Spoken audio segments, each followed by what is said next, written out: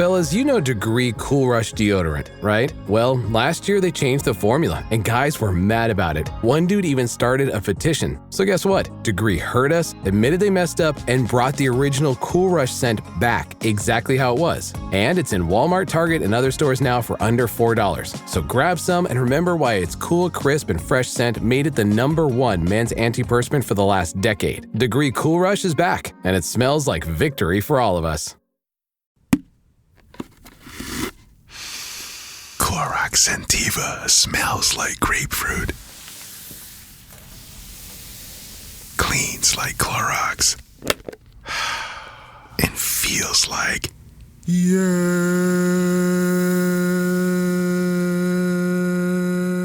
Okay, we could be here all day. Try Clorox Sentiva for a trusted clean with long-lasting freshness. Also available in lavender and coconut. Use as directed.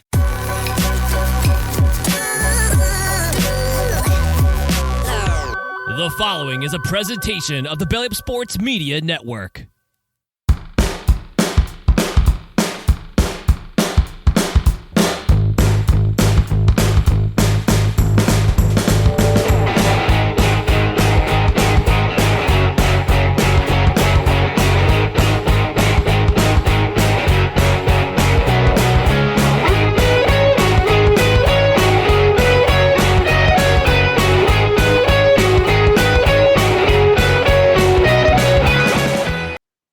All right.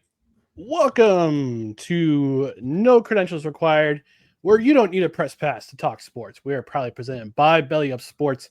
My name is Ryan McCarthy. I'm one of the co-hosts. To my right is a man who did something this weekend that I could probably never do, but I might try it sometime. But hey, good for him. He for trying did more than I did. Dustin Henry. Dustin, how are you doing today? I'm doing all right. How about yourself? I mean, I would say that you could handle it. If I could do it with next to no training. Now, for those of you who don't know, I was trying to row 70 miles over the weekend, and I did not train sufficiently for this, and all in one day. And I rode 31 miles, and before I said, discretion is the better part of valor, I got to throw in the towel. But hey, 31.6 miles on next to no training. I'll take it. If I could do that, you could definitely do that, because you've been a little bit more regular with the gym than I have in recent years. So, Yeah, Tag Along is currently whining, and he's joined the chat, so to speak. But maybe he'll make an appearance himself. But yeah, my sister's not home. She's actually at your sister's place. Oh, okay. Right now, so they're having a grand old time. I'm pretty sure they're watching No Ticket Required. Oh yeah, hopefully, No, because I called my sister out. I said, I know it's the only time you watch the show. I did remind her that it was starting tonight, and she went, already? And I said, well, we added more movies because that's what the people voted for. Mm-hmm. You know, we do try to thank you to everybody that watches this show, whether you watch it sometimes or regularly, but we do try to factor in your opinions, because we've also upped our baseball coverage on the show, because that was one of the things that was requested. Here we are. Yes. And we're one of the people, Ryan. And one of the people who actually requested more baseball coverage doesn't really watch anymore. I don't see her in the chat anymore. That's what happens when you get married. You know, don't show up in the chat. Yeah. But before we get to everything, this is what's on the menu tonight. It's our first iteration, 2025 iteration of No Ticket Required. We are reviewing Draft Day. This is an entertainment-laden episode, by the way. So we're reviewing Draft Day. We're going to talk about the upcoming Madden movie. Yes, Madden, starring Christian Bale and Nicolas Cage. We're going to talk about the Untold, the Fall of Favre, that's on Netflix. We're also going to reveal our favorite athletes to wear the number 38. But before we do that, we just want to gently remind the folks watching, whether they're watching on YouTube live or on replay on the Belly Up Sports YouTube channel. If they're listening on podcast and their preferred podcast app, we just want to remind you to follow us. Please follow us on social media: Facebook, Twitter, Instagram, YouTube. Search for No Credentials Required. Give us a follow on all those platforms. You can also listen to our other podcasts and written art. You can also read written articles on bellyupsports.com. Podcast side, Apple Podcasts, Spotify, Spreaker, Amazon Music, iHeart, TuneIn, Pandora. Subscribe to the podcast in your preferred podcast platform. And also get yourself notified on Twitter and on YouTube. That way you know when we go live. That way you know when we get show announcements. I've been doing memes about playoff series, sharing the summary and gifts. I didn't get a chance to do it today because things were really busy at work.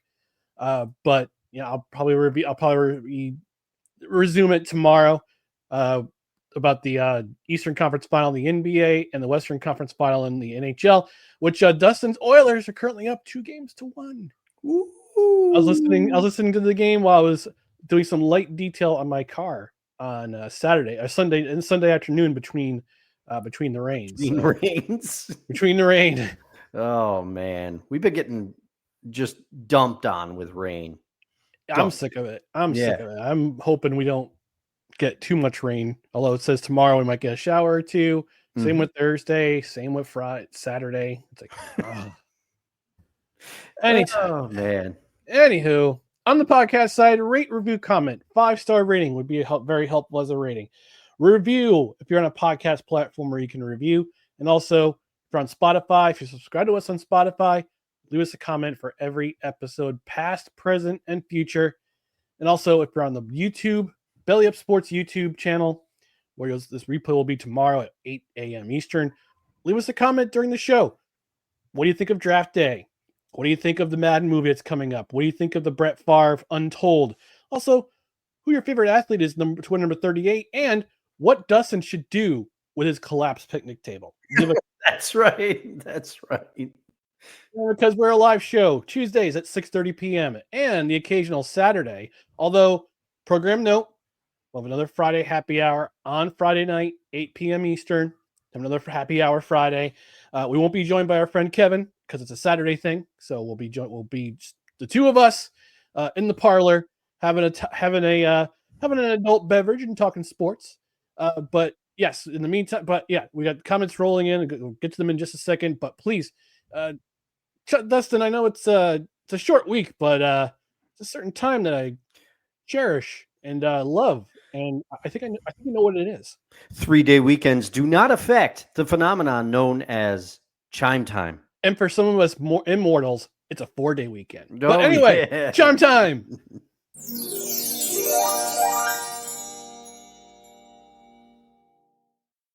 Get the comments rolling in. D's Ray Sunshine joined us a minute before we went on, saying Desi has joined the chat. Thank you very much. Happy to have you.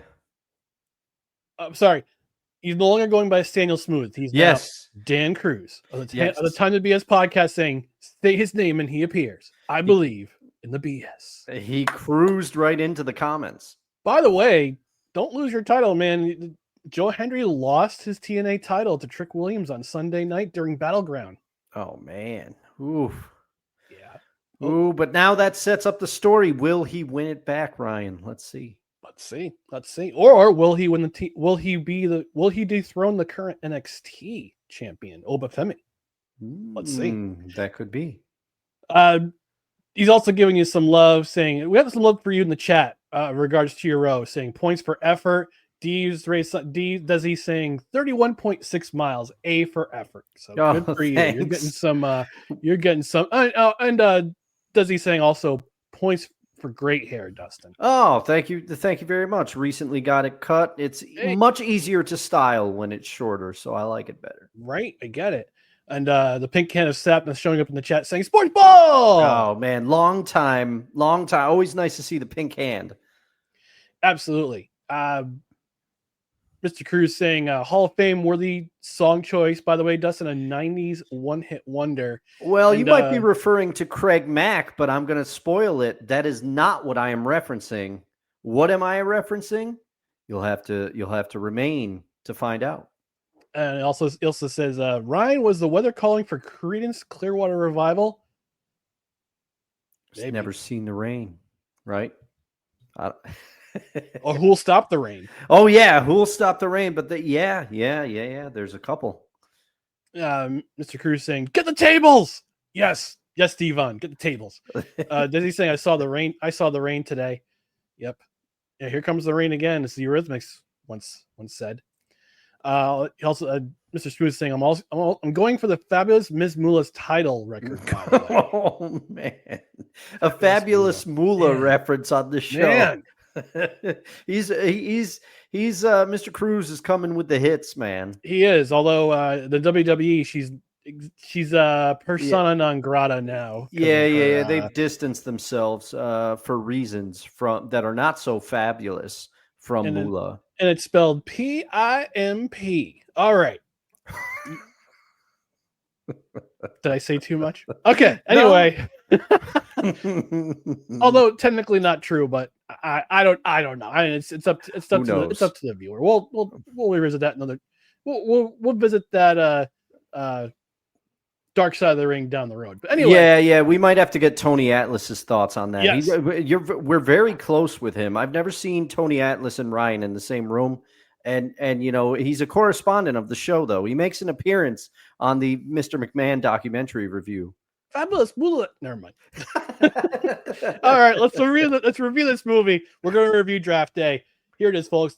The 2025 debut of No Ticket Required. Hit my music.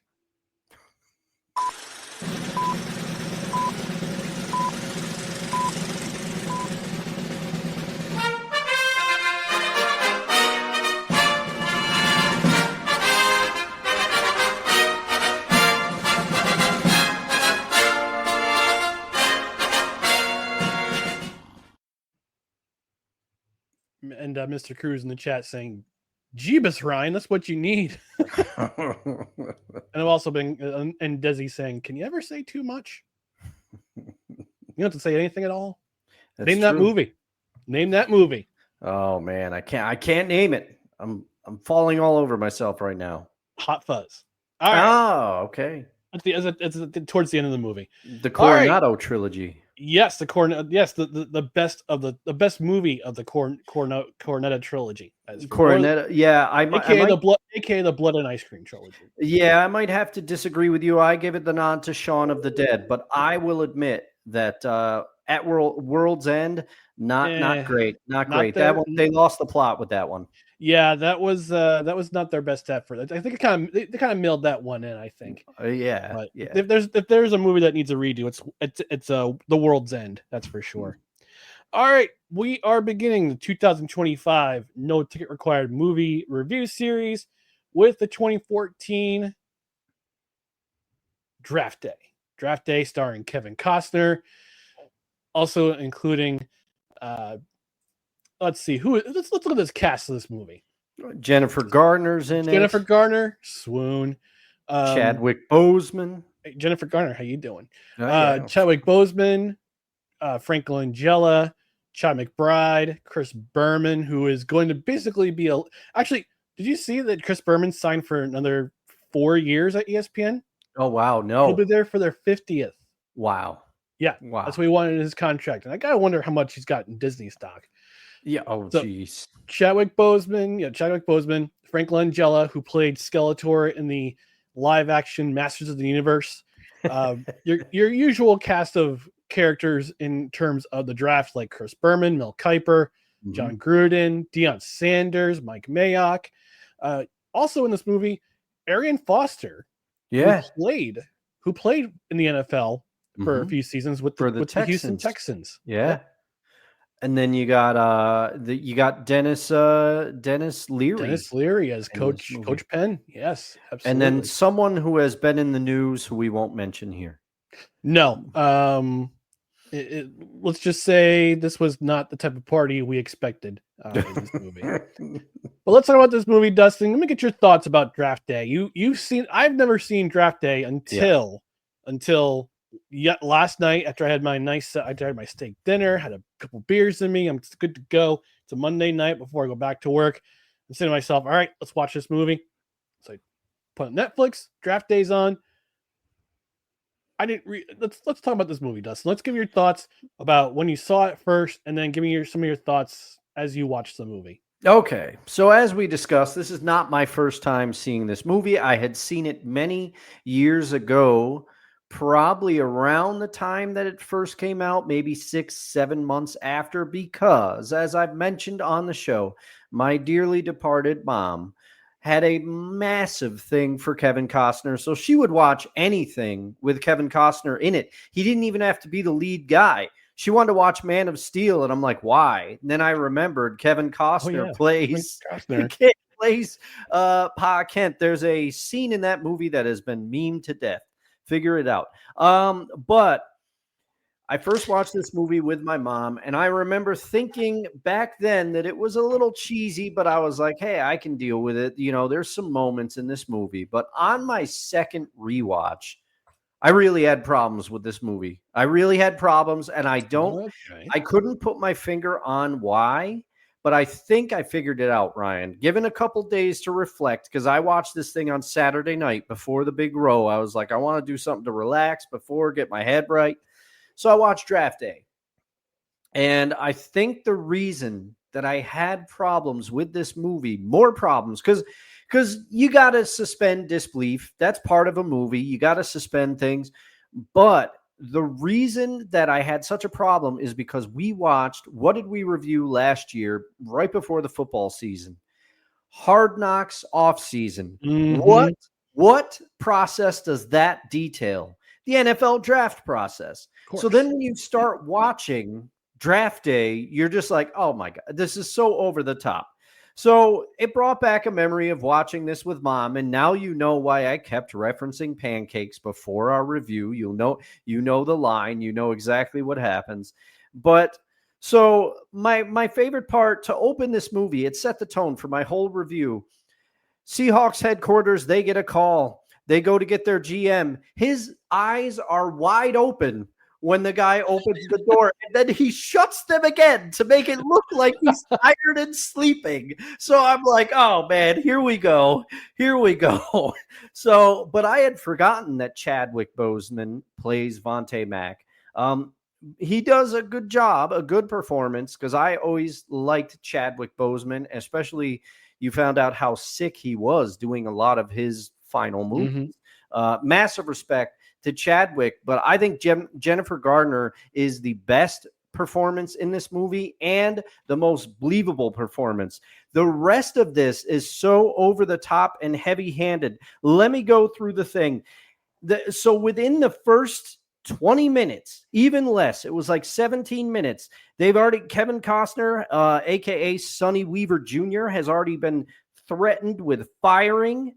And there's already been protests, and the radio hosts are getting on him, and he's got the phone call from the Seahawks GM trying to quote unquote fleece him, all within 17 minutes. And his hand is shaking from the stress. It's the only time his hand shakes the entire movie, but he's stressed to the max. So then you got the head coach coming in, and he lights the playbook on fire because he's pissed at the GM and he starts a fire in his office and throws it on the desk. Who acts like this? The coach is like, you hired me to coach this roster. And Leary keeps flashing his one Super Bowl ring. Usually the way he references them, he acted like he won 7 of them. No, he has 1. And he's like, you hired me to get one of these. And he's like, my wife did not want to come to this jackwagon of a city, Cleveland. We could have gone anywhere else, but I chose this team to coach Brian Drew at quarterback, who might have a bum knee. We're not sure, but he's in the best shape of his life. And then Chadwick Boseman is like, you could tell that one Vontae Mack is the player that Kevin Costner, aka Sonny Weaver, really wants to draft. But then when he gets wind, apparently the Browns organization cannot keep anything under wraps because the media is all over this potential trade to get Bo Callahan. So then Chadwick Boseman calls him up, and he does it. The GM takes advice from his draft pick, and he's like, let's review the footage. Let's review this footage. And I'm just like, oh my goodness. So, okay, here's the things that I liked about this movie. I did like when Sonny Jr. corrects the coach and calls him out and asks him to treat his father's name with respect. That was like a genuine moment. I bought that. But then the QB trashes the office, Brian Drew, because he's mad, he's emotional, but he goes in, trashes his GM's office. How is no one stopping this? Also, this movie came out 2014. The iPhone was unveiled in 2007. Did Apple not give Draft Day the rights? Did they not give Ivan Reitman the rights to use iPhones? Because what are they using? Like some weird BlackBerry version looking of things? Hey, I had a BlackBerry. I had a BlackBerry. She besmirched the BlackBerry. I'm not besmirching it. If there's one phone I could have back, it would be a BlackBerry. Yeah, I mean, they were good phones. I'm not besmirching it, but I just found it crazy that like 7 years after the iPhone comes out, it's conspicuously absent from this movie. Well, I think that's when movies didn't really utilize the iPhone. You see it a lot more. It's a lot more prevalent now because Apple pays consideration product fee. placement. For in different movies. Same thing with Samsung. I reckon Google is probably doing the same thing with their phones too. But in those days, you didn't really think about it, and that's why you have the old those phones that have the old ring that and the beep when you hang up. Yeah. Well, they probably didn't have product placement back then, or it wasn't really didn't really get the play that it does today. Fair point. I will give you that. But I will say, I like the Sam Elliott cameo as a college coach. Always nice to see Sam Elliott. But Allie, a.k.a. Jennifer Garner, is the only adult in the room in this movie. The rest of the people in this movie are children, and they conduct themselves as such. The whole movie, I felt bad for her. I'm like, man, she's got to deal with all these children. And then to top it all off, his mom comes in on draft day and wants him to spread the ashes on the field. I'm like, what is going on in this Browns organization? Even in the fictional setting even in fictional movies, they're terrible. It's in disarray. It's all over the map. And then the last thing, so hats off to Jennifer Garner in this movie, although when she randomly screams, "Get Putney," and he's like, all right, immediately, let's get Putney.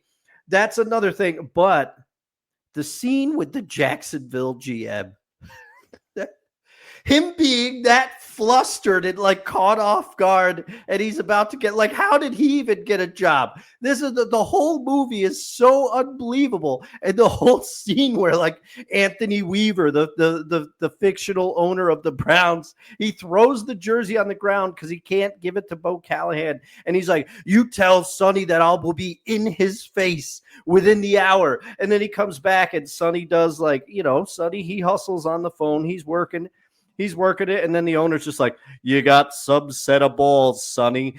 He goes from ready to fire him I just can't. I mean, I watched it. It was okay, but I'm just like, this whole thing is woefully inaccurate and over the top. I think if I hadn't watched Hard Knocks off season last year, I would have been able to suspend my disbelief a little bit more. But Ryan, I've rambled on far too long. And I hope you have a more positive impression of this movie. It was your first ride. Yes. What did you think? Let's go to the comment section first. Playmaker stopping by saying, "No cred, bros." What's up, Playmaker? Great to see you. And Desi saying, "This is just a representation of the actual Browns organization." Yeah. These are facts. These are facts. Yeah. Our cred heads know they're smart people. Yes. Yeah. So I think I can, maybe it's just me. I don't know if you have the same feeling, but I think I can suspend disbelief. I have a better feeling of suspending disbelief than you do, because I'm not sure if you a little bit, you said that the off-season Hard Knocks kind of, I didn't say ruined the experience for you, but it made you look at things in a different light, especially in organizations, because this doesn't happen at all. I mean, I looked at the facts or the trivia for this movie on IMDb, and no, you don't see 3 first-round picks getting traded for the number 1 overall pick a whole lot anymore. Yeah, but that wasn't my whole. That wasn't part of my issue. I didn't have a problem with that. No, because it's a fictional. It's fiction, Yeah. and actually, from IMDb, it stated that this trade was kind of based on the Washington Redskins trade that they made with the Rams to get the Robert RG3. Yeah. RG3. Yeah. Yeah. RG3. And yeah, you got to really suspend disbelief. You kind of see the give and take between Kevin Costner and Jennifer Garner in the film. Jennifer Garner, swoon. How you doing? I like tall women. I can't help it. Yeah, I got you. Well, you're a tall guy. You're not a short person like me. Compared to me, you're a giant, Ryan. I'm average. Okay, yeah. I'm or slightly above average in my height, but but yes, she was. You definitely right in saying that she was definitely the adult in the room when it came to this organization. Between the owner all constantly wearing sunglasses and trying to be all the time. Gotta make a splash. Oh yeah. Gee, I wonder who took that from. Oh, I don't know. It's a certain New York. There's a certain owner in New York that likes to make a splash when it comes to player signings in the draft. But does he take his GM to a water park, Ryan, to make the metaphor? No, because he doesn't own a water park. He's a pharmaceutical heir. That's why. Doesn't take him to the medicine factory. Yeah. But I mean, I enjoyed this movie. One of the reasons why I enjoyed this movie, it was fast paced. I like when it can keep. Yeah, unlike some of the movies we've watched in this series, in No Ticket Required, some of them have been very slow. King Richard is going to be perpetually at the bottom of the list for you, always. I mean, The Boys in the Boat was also a little bit slow. Yeah, that one, that movie, yeah. That's on your sister, by the way. I know, and she apologized for it, you know. She was like the Canadian government. She apologized for Brian Adams. I'm sorry. But that's the one cool thing about this movie is it just kept going. It was action packed. It moved from Seattle to Cleveland to Jacksonville to Buffalo to Houston. It's like, hey, what do you think about this guy? Because this takes you through. I mean, it's a fictional adaptation of what draft day kind of seems like. You got teams trying to move up and down the board. You got teams looking at specific. You got teams looking at specific players who they want players. You got GMs calling up other GMs saying, "Hey, what do you think about this guy?" I don't know. What do you think about this guy? It's just, and you got coaches having disagreements with their GMs. Although the come to Jesus moment for Coach Penn in this movie was probably that pick that trade to get when he, spoiler alert, they wound up picking Vontae Mack anyway instead of Bo Callahan. Yep. And you see Bo storm out the Radio City Music Hall. By the way, bring the draft back to Radio City Music Hall. Yes. Please. Yes. Please. None of this touring. We're going to go on locate. We're going to go on the road. No, it's not as fun. It's not as fun as Radio City Music Hall where it's all close together. You got fans of different sorts coming in, but it's just so much fun. And actually, the I was reading the fun facts the trivia on IMDb, and this movie, instead of the Browns, it was supposed to be the New York Jets. Oh, okay. I did not know that. But that's why I was thinking about this movie. I'm like, okay, you had the Bills, you got the Browns, the Texans, the Jaguars, the Seahawks. Yeah, which was kind of weird at first to me. I'm like, the Seahawks I know never had the number one pick, and when I saw who had the number one pick, I'm like, yeah, this is definitely a fictional movie. No, yeah. They haven't had the number one pick in ever. I can't. Not since I've been following the team. I can't remember.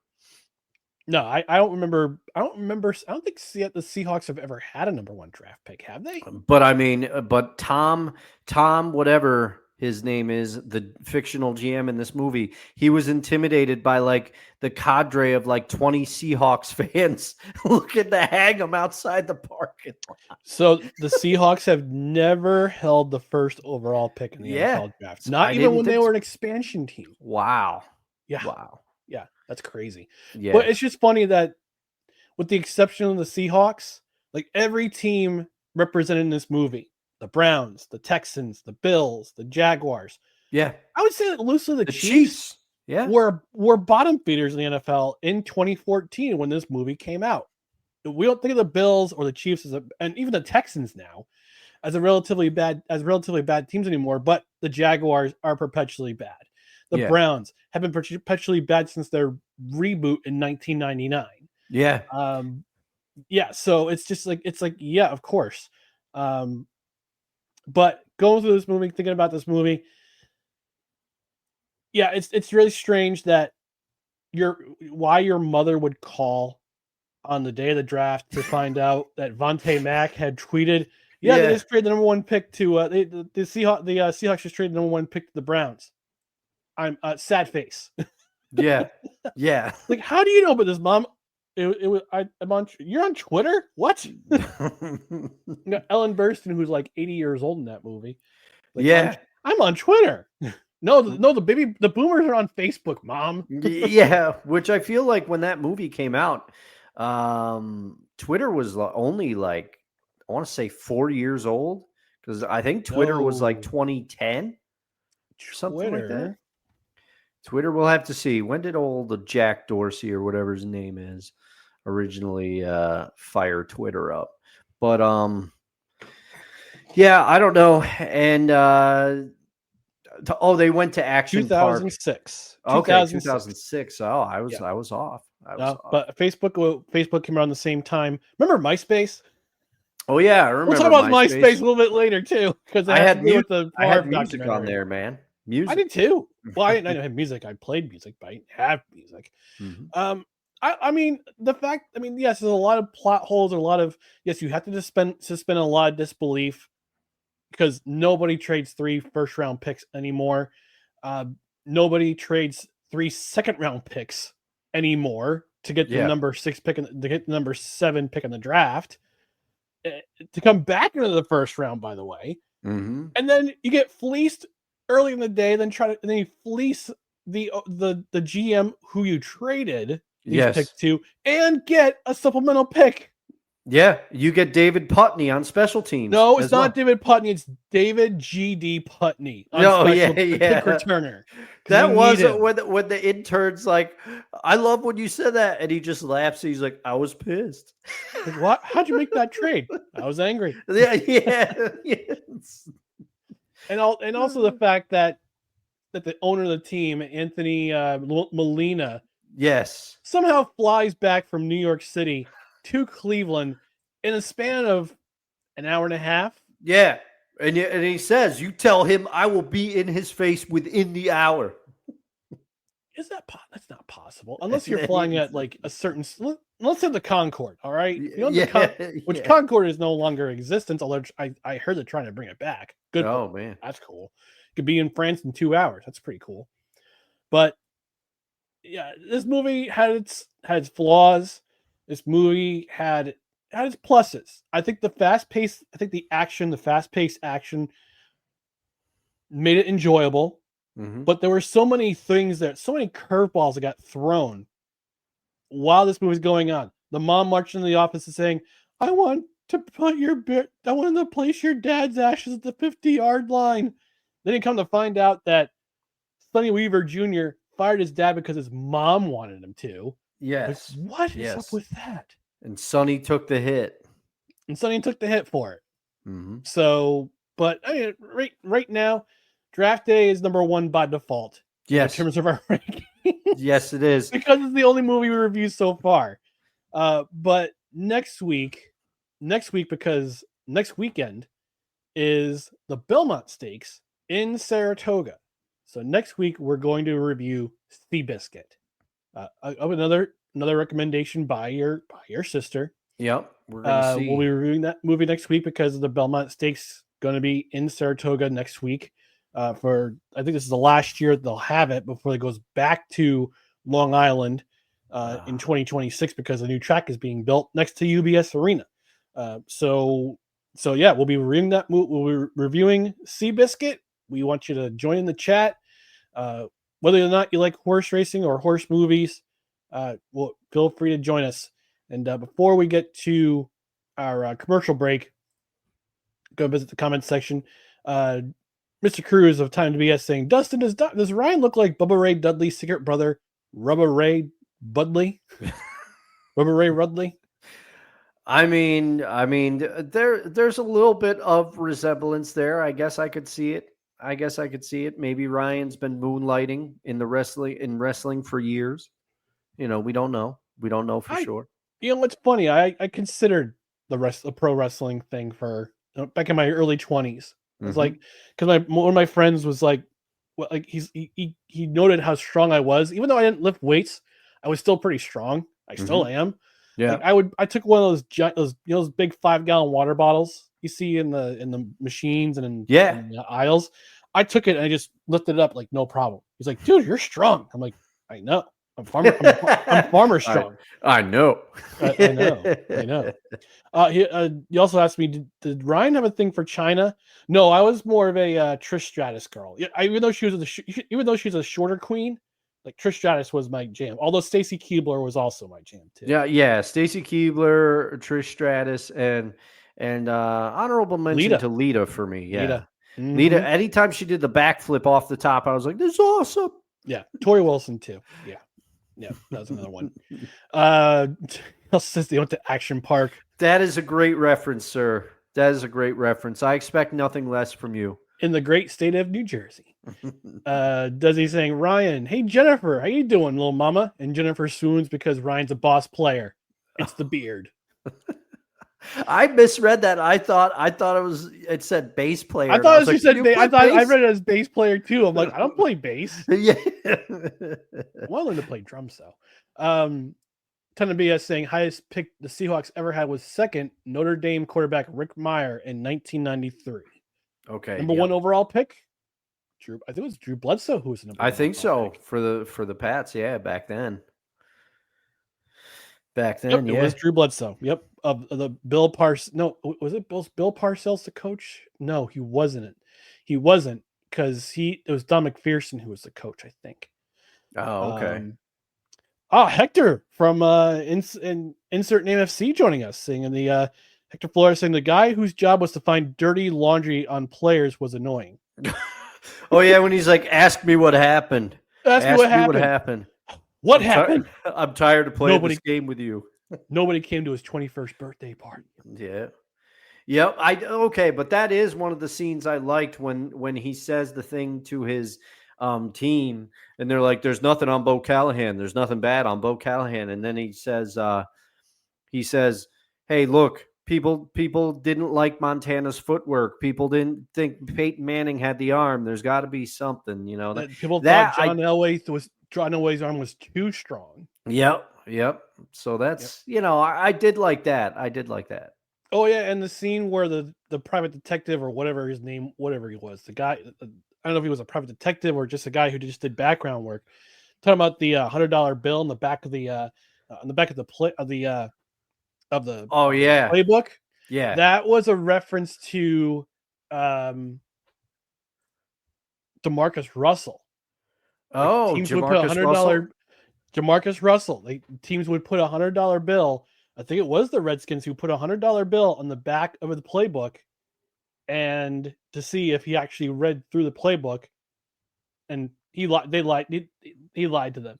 yeah. Jamarcus had a cannon for an arm, but no shade. He was not reading playbooks. He was not watching film. No, I'm gonna throw a 60-yard ball sitting down. Good for you. Does he say my husband has a Topps Rick Meyer rookie card? It's a reflective card. Oh, nice. Solid. Chelsea says you can fly to from London to New York and land before you ever took off. It's true. Only on Anthony Molina's plane. Yeah, only on Anthony Molina's gyro jet. Playmaker saying Trish Stratus, yes. Yeah. Yes. I think a whole generation of men of a certain age would agree with you, Playmaker, and I'm one of them. Yeah, and Mr. Cruz saying Parcells is the Patriots coach in '93. I couldn't remember it was '93 or if we started in '93 or '94.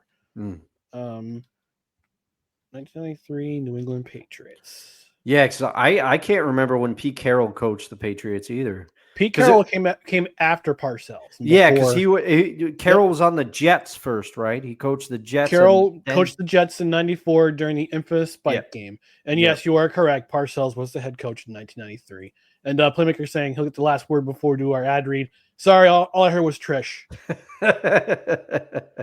Yes, Patricia Stratiogis, I think her name. Yeah, something like that. I got to go watch her A&E Legends biography again. That was a great series. Yeah, they were revealing a lot of the real names of the wrestlers in the Mr. McMahon documentary. But yeah, John Cena's real name is John Cena. Randy Orton. Yeah, Randy Orton. Yeah. All right, so this has been the first edition of No Ticket Required.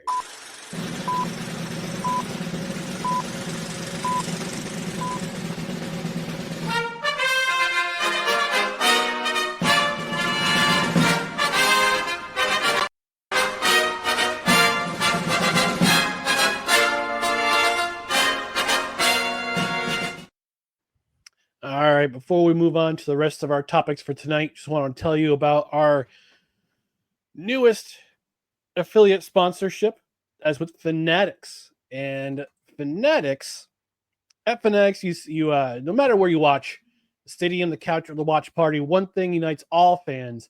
That's the gear. At Fanatics, we've got your team, your passion, your game day. Official jerseys, exclusive drops, and the freshest fan fits from kickoff to buzzer beater, from puck drop to walk-off. Thousands of styles, one destination, all Fanatics. Also, check out their other merchandise. You can get some memorabilia, some pretty cool memorabilia in there. So, but Fanatics, the ultimate fan shop. Our link is in the description. That's our affiliate link. It helps the show. We earn a little bit of cash for every order that is made through our affiliate link. I actually got my Utah Mammoth shirt last week. I forgot to wear it on the show on Saturday, like I promised, but I did wear it to church on Sunday. Save it for when Kevin returns for the Saturday show. Do that. He'll like that. Will do. But yes, Fanatics. The link is in the description. That's our official affiliate link, and again, it helps the show with every order. We get a little bit of money back from every order, so please use that affiliate link in the description to get any sort of gear, t-shirts, sweatshirts, hats, again, memorabilia. We have some pretty cool memorabilia in the shop for all major leagues, all different other leagues like MLS, WWE, National Lacrosse League, even the rugby stuff, which is pretty cool. So I'm pretty impressed with that. So yes, Fanatics, links in the description, both on the YouTube and on the podcast side. Use our affiliate link. Helps the show a little bit more. Yeah. All right. And if you want to celebrate the Browns' fictional banger of a draft, get your Browns apparel. Maybe you can make a Sonny Weaver Jr. jersey or a Bo Callahan or a Vontae Mack jersey. Yes, get your Vontae Mack jersey. Actually, you probably could get a Vontae Mack jersey at Fanatics. All right, we are going to talk about this new movie coming out sometime, hopefully next year, which we may have to add to our no ticket required. Hopefully, if production's not lost, which is kind of rumored. I think Barstool had an article about production going crazy because of Nicolas Cage's method acting, but new movie coming out hopefully next year. It's currently in production or pre-production, however you want to call it. This is about John Madden. Yeah. It's about the end of his coaching career and how he develops the Madden video game. But this is a cast of characters we have so far. This is who we have verified as part of the cast. Christian Bale is playing Al Davis, Oakland/Los Angeles Raiders owner, Al Davis. Nicolas Cage is playing John Madden. Oh man, I hope he does a tough acting commercial in this movie. Oh, I hope so too.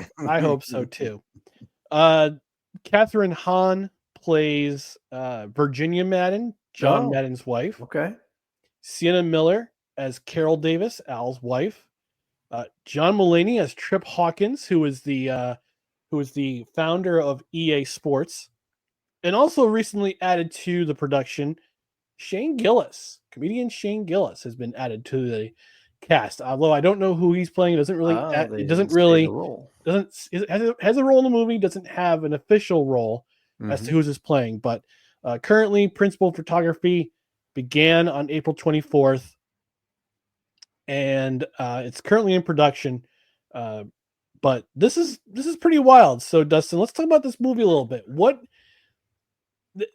This is just, I don't know. What do you think of Nicolas Cage? Yeah. First of all, Playmaker saying Nicolas Cage playing John Madden is still head scratching to me, but I love Nicolas Cage. I'm in the same boat, man, because Cage goes for it always. Whatever he does, sometimes he doesn't make the right decision, but he always makes a decision and goes with it. So I am very curious to see Nicolas Cage play John Madden. Also, extremely curious to see how deep does Christian Bale get into the character of Al Davis, and I want to hear him say Raiders. I want to hear him. I want to hear him do it. And the thing is, I really I'm in for this movie. Okay, no ticket. Whether we do no ticket required if it comes out in the summer, or if we're gonna make it bonus content. Either way, if this movie comes out next year, we are reviewing this movie. And the one role that was conspicuously missing, if it's talking about his post-coaching career and the development of the Madden video game, there's got to be somebody playing Pat Summerall in this movie, and I'd be curious to see who that is. And also the thing that has me excited a little bit is David O. Russell is directing this movie, who, if memory serves, worked previously with Christian Bale in The Big Short, and I like that movie. So that movie, that movie's fast-paced, Ryan, and they break the fourth wall a lot in it too. So I can imagine that this movie is going to be a similar style. I'm pumped up for this one. What about you? So these are the movie credits for David O. Russell. He was the director and writer for Flirting with Disaster, Three Kings, I Heart Huckabees. He directed The Fighter, which we'll have to put that in no ticket required for next year. That's an excellent movie. All right, we got a list going. That one's with Tom Hardy and Mark Wahlberg and Christian Bale. Nope. Movie's Fighter I was thinking of, not The Fighter, but The Fighter is actually a very good movie with Mark Wahlberg, Christian Bale, Amy Adams, another swoon movie. But this was based on the true story of Mickey Ward, who was a famous boxer. Also wrote and directed Silver Linings Playbook, American Hustle, and Amsterdam. So I was thinking American Hustle, not The Big Short. That's what I was thinking. I got him crossed out. That was Adam McKay. Adam McKay directed The Big Short. Yeah, that's right. And he also did the Winning Time series, which if you haven't watched that on HBO, watch it. I can't believe they canceled it after 2 seasons. Also directed Ron Burgundy. Anchorman. Anchorman, yeah. Yeah. And I guess that he and Will Ferrell are not on speaking terms right now. So yeah, that's tough. Playmaker saying Christian Bale I can believe because of Dark Knight, and Desi saying it's bizarre. It is. The Cage casting as Madden is bizarre, yeah. Well, I was reading some of this on Wikipedia, and originally they were trying to get Will Ferrell to play John Madden, but that was not going to work, I don't think. Yeah. Then they had Hugh Jackman possibly playing John Madden, and Tom Hanks to play Al Davis. But but they announced that in August, Nicolas Cage was playing John Madden, and It was in last month. Even last month, they still had not really settled on every role, but Christian Bale jumped on board as Al Davis, John Mulaney jumped on board as Trip Hawkins, and Catherine Hahn and Sienna Miller. And then this month, Shane Gillis was joining the cast too. Yeah. I wonder if he's going to play Summerall. Yeah. Who knows? I don't know. But I have to say, I like Tom Hanks as Al Davis. I think he could have pulled it off, because if you've seen him as the Colonel Tom Parker in the Elvis movie, yeah, he could do Al Davis. But I like the Bale pick for Al Davis. I think that's going to work. Yeah, I'm looking forward to seeing this movie. Hopefully Nicolas Cage isn't. This is what drives me nuts about method actors, so that they get too into their role. Yeah. I don't know if you ever saw the Jim Carrey documentary. I think it's on Netflix. Yes. Of him as Andy Kaufman. Yeah. And Man on the Moon, when people would follow him around. I think it was Tom Shadrick who followed him around with a camera, with a VHS recorder, recording Jim Carrey as Andy Kaufman. And he was always in that mode, always in that that mindset of being Andy Kaufman. Yeah. The same thing with who was it? Who played Lincoln? Oh, Daniel I was just about to say it. Daniel Day-Lewis is always like into it. Like he was going as far as having people address him as Mr. Lincoln off or set. Abe. Yes, and he gave them letters. Yeah, okay, Daniel Day-Lewis and Jim Carrey are both very good at what they do. I will say that, but that would drive me nuts. It would be insufferable. I wouldn't be able to handle it. Yeah, that's why I would never be able to hang out with method actors, because if they get into their thing, like you just hang out with them, it's like, oh, hey Bob, how you doing? Don't call me Bob. Call me President Bush. Yeah. No, you're Bob. And it didn't even, and the thing is, it didn't even work because Jared Leto famously did that. Leto or Leto, however you want to say it. I've heard it both ways, but I think it's Leto.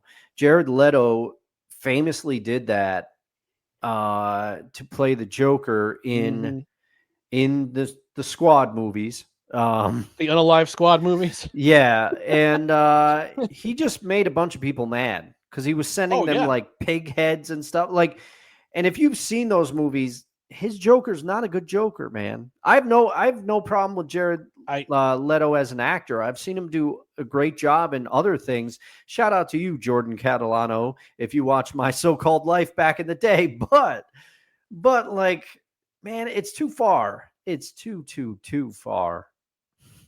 He also makes good cult leader. I have not seen. If you want to watch a great roast of Jared Leto, watch Normal World. There's a Normal World episode last year where they made fun of him for climbing the Empire State Building to promote his tour for 30 Seconds to Mars. Yeah, and then they absolutely roast him at the end, and it's so good. Dave Landau, shout out to you, man. I love that guy. Desi saying it should be a fun movie. I'm interested in it for no other reason than just to see how it turns out. Me too. Grab your popcorn, people. Yeah. Buckle up. It's Madden starring Nicolas Cage. So excited for this movie. So we're going to take a noticeably darker turn. Yeah. We're going to talk about the newest release from the Players Tribune on Netflix, of the Untold series. This one's particularly about the fall of Brett Favre. And this one is... Let me just... I'll start off with this. I'll give my thoughts. You lead off. I'll lead off with this one.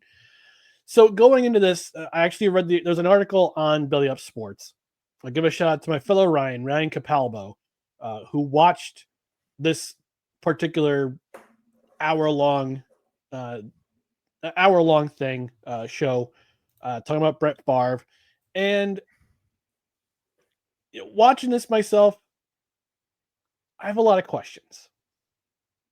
Okay. I have a lot of questions. I will say this first of all. First off, Brett Favre. Oh my God, John Madden. Speaking of John Madden, Brett Favre. He was, you know how in the movies, in the TV shows, you had the stereotypical quarterback who was like the hot shots, gunslinger. Gets all the girls, gets all the, Brett Favre is that guy. Brett Favre is the epitome of hot shot, cocky quarterback. Yeah. Who just left and right has women as beck and call left and right, even though he's married. Yeah. I'm being Deanna Favre. I'm being warned by Playmaker. Careful, Ryan. No lawsuits. No, I'm being as delicate as I can. Yes. Considering that Brett Favre declined to have this to go and be interviewed for this because of the pending lawsuits he currently has. Mind you, there's civil lawsuits with the state of Missouri for his involvement in a Medicaid scam, as well as other things. But let me talk about this a little bit. So yes, stereotypical hotshot quarterback, women left and right, possibly extramarital affairs with different women. Yeah. God bless the NFR for putting up with all that stuff.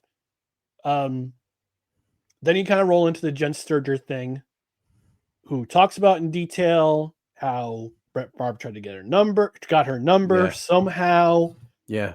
How he left voicemail messages for her, left text messages for her, sent that infamous photo that we won't say. And then come to find out, she never met the man. Yeah. I'm confused. I'm very confused. And it talks about her leaving the Jets.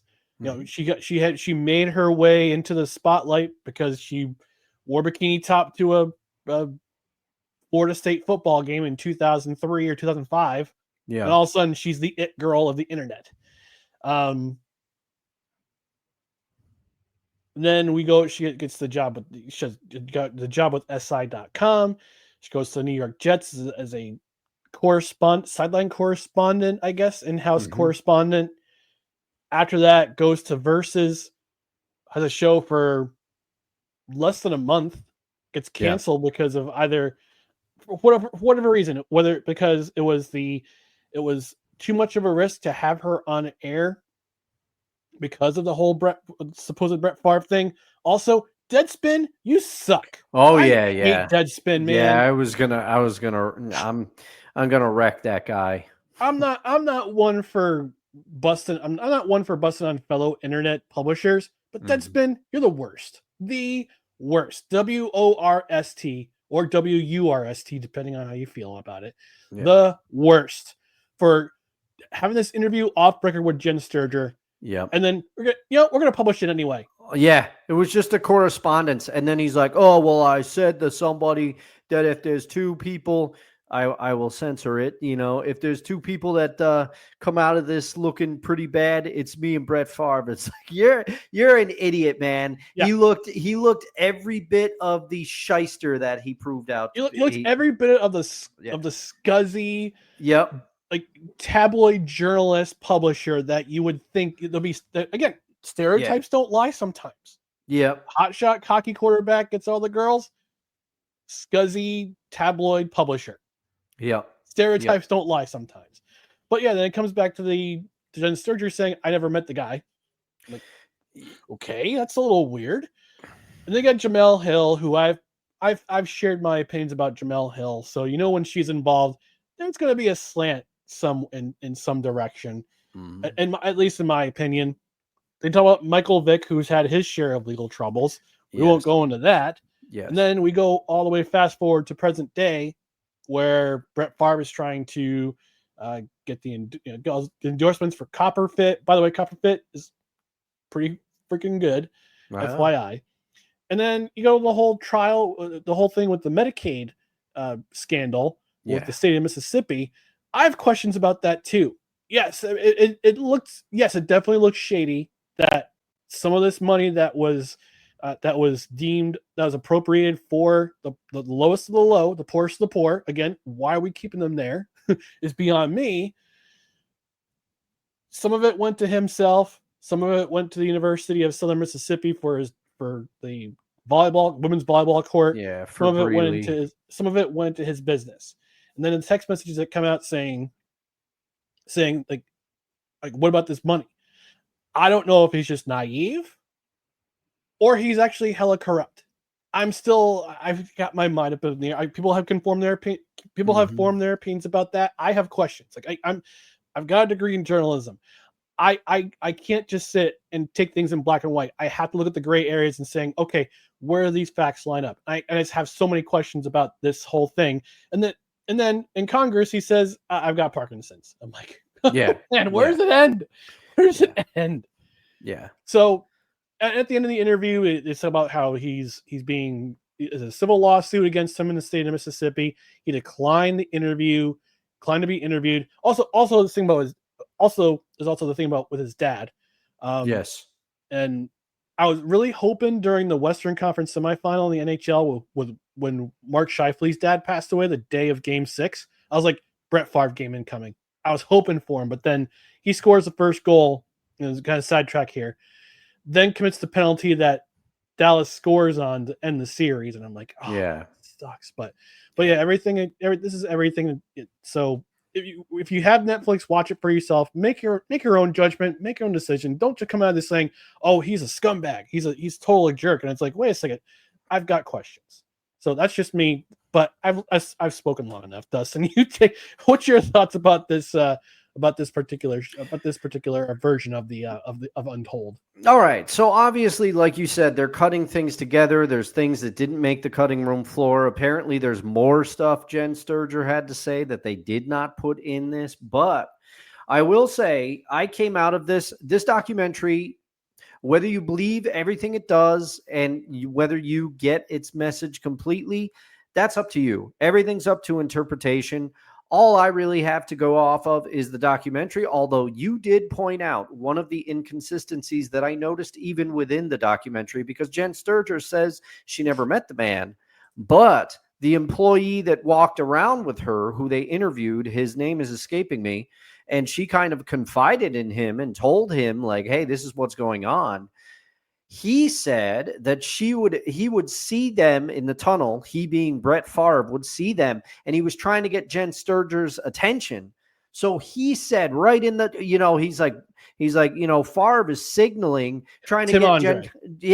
Tim Andre trying to get Jen Sturger's attention, and then she said she never met him, so I don't know. There's some gray area there. I will definitely give you that. I have a question though. What if Tim Andre was the employee that gave Brett Favre her number? Yeah, I mean, I wouldn't think so based off of what he said, but I mean, because I'm speculating. So yeah, but they had the name of the person who gave the number in the MySpace messages. It was blacked out. It was redacted or like blurred. Mm-hmm. So it said like blur. So-and-so works in PR for the Jets. So I doubt that they would, if they had that screenshot, they wouldn't be like, do you think Tim Andre would have agreed to get in front of a camera if he knew he was the one? I don't know. So these are the things we all, but I will say the documentary does a good job of illustrating it illustrates in a very short time how the legend of Brett Favre was built. And how he kind of kept getting away with it. And they go into detail about Mike Sherman not happy with Brett Favre after an errant pass, and Brett and Mike Sherman supposedly dressing down Favre and just lighten up the sidelines. And Favre just kind of turns to him and smiles and says, what are you going to do about it? Because he knew his status with the Packers, and he knew his status with the team. And also you can kind of see a glimpse with the way Brett Favre handled his multiple retirements and unretirements and the whole thing. A lot of the stuff that people want to levy at Aaron Rodgers right now about holding teams, quote unquote, the teams are kind of handcuffed because they don't know what he's going to do. Brett Favre was doing that. But this documentary did a great job of humanizing Jen Sturger. Okay. There's the one part where she says, I think it was I got a lot of hate from people because Brett Favre is Brett Favre and I'm just a picture. And some of the interviewee in there that was like, oh no, you didn't find it. if you completely believe Jen Sturger's version of events, which I probably bought it a little bit more, although I do have some of the questions that you have, Ryan. You pointed those out, so I'm not going to go into greater detail, but it humanized Jen Sturger and also Peter King. I did not realize that Peter King was like as close with Favre as this documentary purports him to be. And there was a writer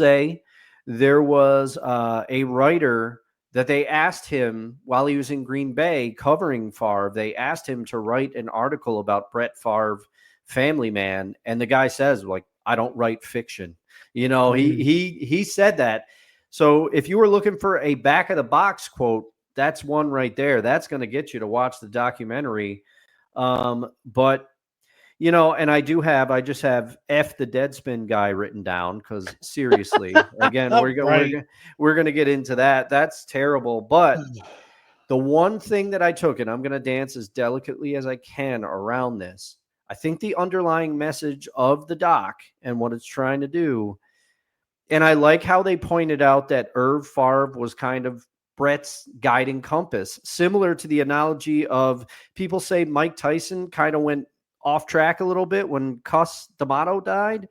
I think this documentary paints between the lines and kind of is trying to make the same analogy between Brett and Irv Favre, I guess. And, you know, you could make an argument for that. But you mentioned having Michael Vick in there. And whether you think that Michael Vick has, you know, should still pay for what he did, or whether you believe that he's paid his time, his quotes talking about, he says, some of us become untouchable, and like he goes down. And I thought he was the perfect person to talk about these kind of issues because he's been down this road. And he at one point says he's been very candid that he thought he was untouchable. But the thing is, the irony is, and I realize these are apples and oranges, but Michael Vick he had consequences. Whether you think they were severe enough, he had consequences. And as of now, Brett Favre has had 0 consequences for this scandal. If everything that they allege in the scandal is true, he should get in trouble for this. And then, like I said, you know, to say nothing about what happened to Jen Sturger, you know, she definitely had consequences for this and had to deal with a lot of stuff. But I will say none of the people that 6 to 7 individuals that were involved besides Favre, none of them have had any consequences. Meanwhile, you got Michael Vick who served consequences. So I just was like, oh man, they're painting some parallels. Maybe I read too far into it, but that having Michael Vick in that documentary and talking about how people can be put up as untouchable, I think was a nice touch, because he was a person that once thought he was untouchable, and he had to pay. He had to pay for what he did. So, you know, oh man, there's a lot, but there is those text messages, they don't look good. And I realize it takes more than text, but then of course the editing, but like you said, Ryan, it ends with Brett Favre in Congress, before Congress. And, you know, he's like laughing because somebody said something complimentary to him. And then he's like, oh yeah, it's too late for me because I got Parkinson's. Come on, man. Oh man. This documentary leaves you with a lot of questions. To quote Jesse Ventura, we're just asking questions. We're just asking questions. I mean, I did look up Brett Favre's net worth. He's worth around 100 mil as a net worth. So it's not just cash, but it's also assets and that kind of thing. So yeah, if you took that money, pay it back. Like, oh honestly, yeah, you can pay it back tenfold. Well, and you did the years of Wrangler commercials and the copper fit, and you had like a pristine image. Man, I don't know if he did this. I don't know why you would even want to do this. Like the hubris that it would take to be like, yeah, I just don't know. Yeah, that's crazy to me. Yeah. Desi's saying there's a lot of us down here that think Brett is somewhere in between, a little naive and a little corrupt. It's never so simple. I don't disagree. There's always a side of people that you don't think that you think are one. You see the public image, and behind the scenes, they're a completely different person. It's a lot darker, than you think it is. I mean, you see this person in front of you now, like off scene. Although I will say, the person you see here, and Dustin, and same for Dustin, like we're the same in person as we are on camera. Yeah, usually. Like, what you see is what you get. If anything, I'm probably a little more reserved on cam. Who knows? That's true. Sometimes, but you get into it when you need to get into it. So yeah. But, that's the Untold, the Fall of Favre. Yeah, Fall of Favre. All right, we're gonna conclude our show tonight with our favorite athletes. We're number 38. By the way, this is not only episode number 38 of the 2025 year. It's also episode 275 in Canada. Wow. No credentials required. We're 275 in. Man, we're getting close to 300. We are. Only 25 more episodes till 300. And by that time, we'll be on our favorite athletes to wear the number 63. Man, this favorite athlete thing. And I know I figured out one already. Oh, man, I'm in trouble.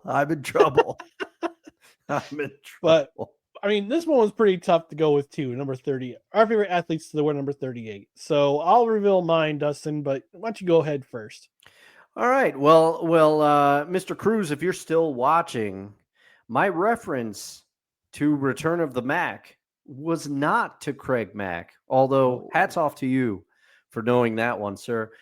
It is because my favorite 38, this one came easy to me. Ryan, get the Homer button ready.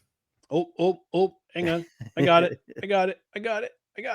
There it is. Homer alert. Thank you, sir.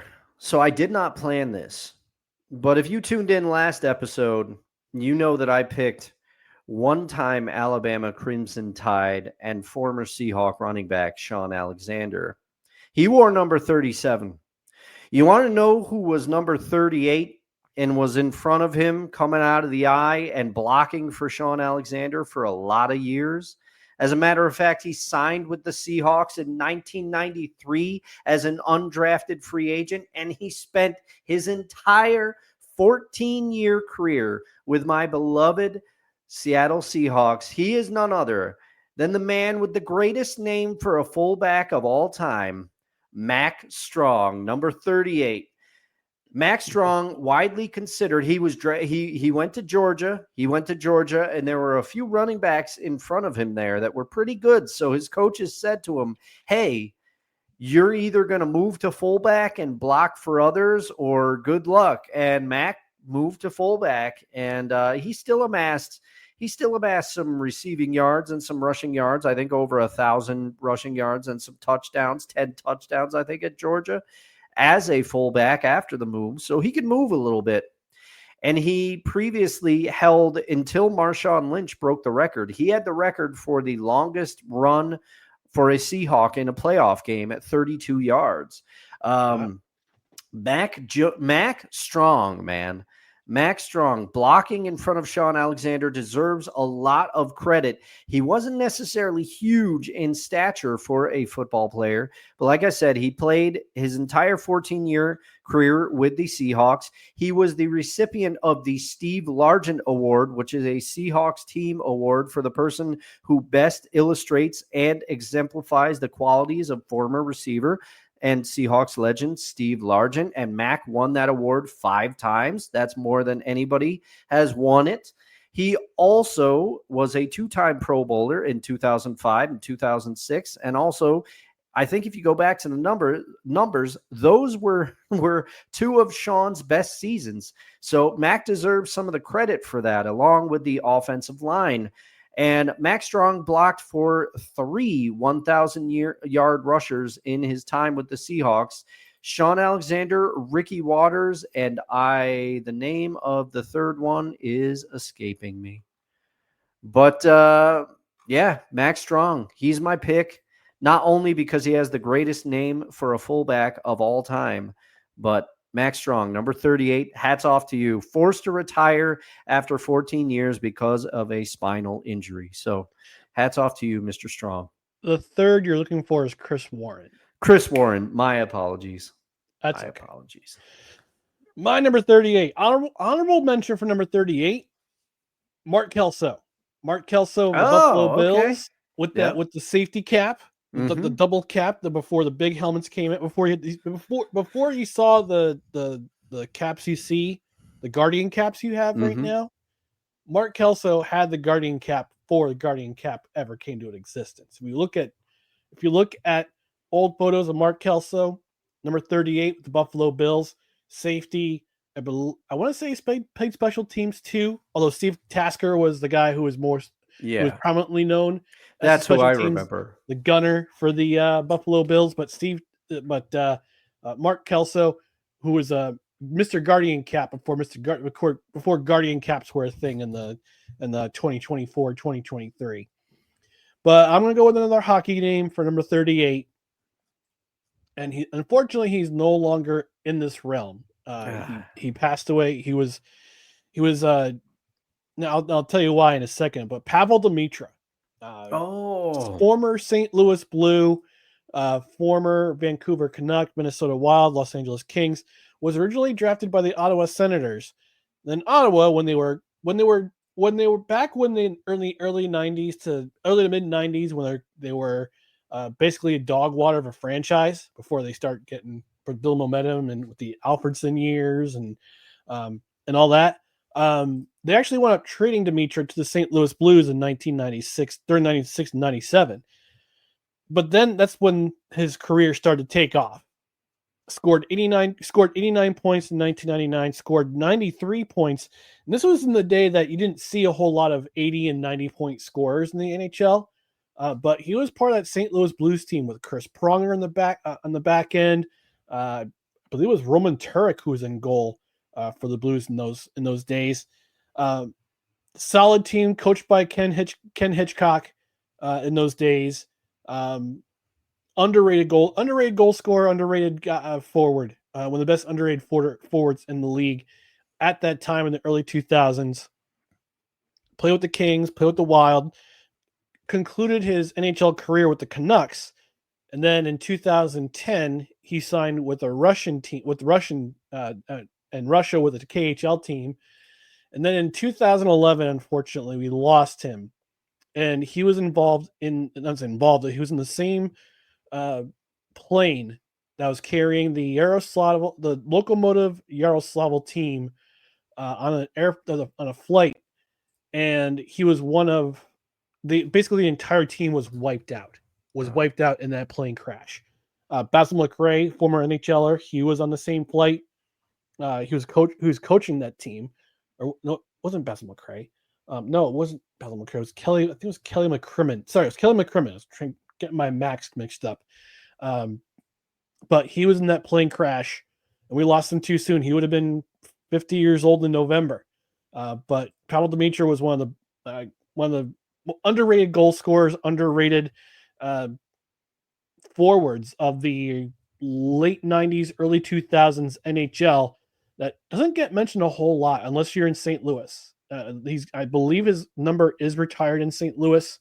But here's the, I guess you could say, the storybook ending for that team that got lost in that plane crash.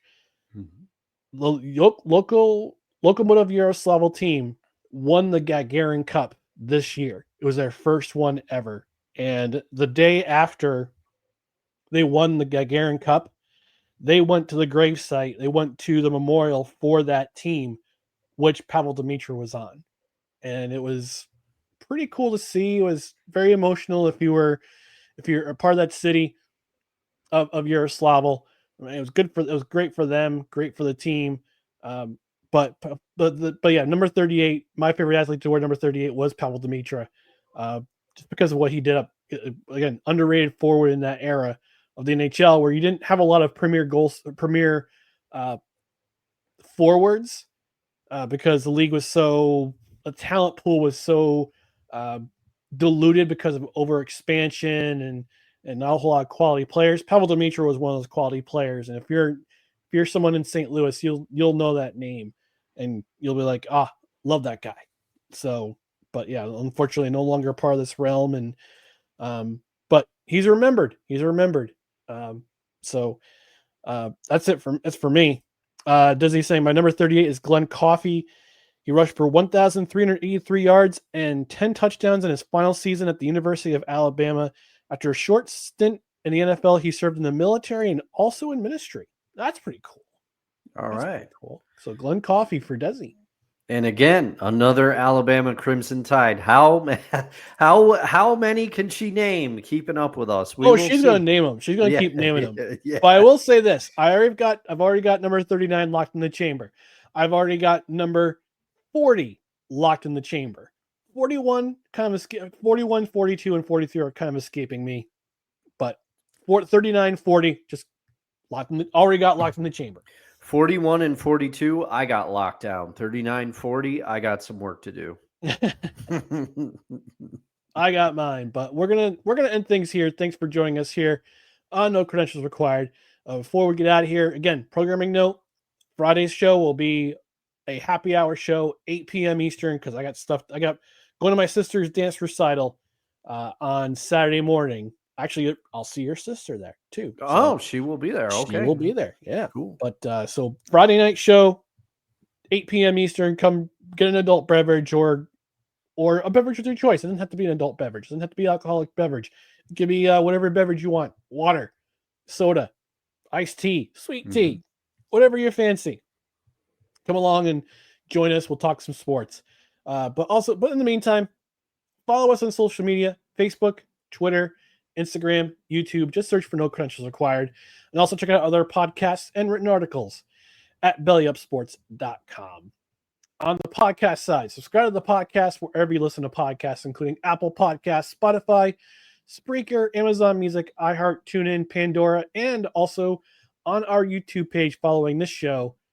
And don't forget to get notified on Twitter, on YouTube. That way you know when show announcements go up. That way you know when the live show goes up. That way you know when the audio goes up. We'll let you know. We'll give you the audio on both YouTube, and you can find out on Twitter when it's released.